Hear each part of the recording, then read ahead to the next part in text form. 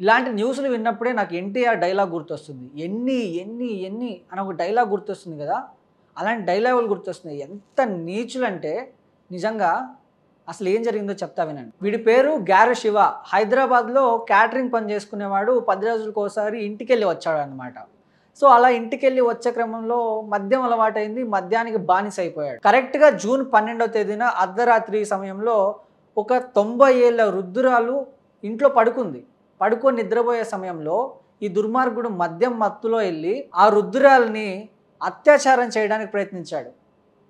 దురదృష్టవశాత్తు అక్కడేంటంటే కరెంట్ లేదు. కరెంట్ లేకపోవడంతో ఆమె ప్రయత్నించింది గానీ ఆపలేకపోయింది. వీడు అత్యాచారం చేసి వెళ్ళిపోయాడు. సో, పవర్ లేకపోవడంతో కూడా వృద్ధురాలు ఎవరు చేశారనేది కూడా గుర్తించలేకపోయింది. ఎందుకంటే ఆల్రెడీ ఆమెకి 90 ఇయర్స్ కాబట్టి. అండ్ ఈ ఇన్సిడెంట్ జరిగిన వారం రోజుల తర్వాత పక్కా సాక్ష్యాధారాలతో పోలీసులైతే పూర్తి ఇన్వెస్టిగేషన్ చేసి ఈ గారా శివ అనే నీచుడిని పట్టుకున్నారు.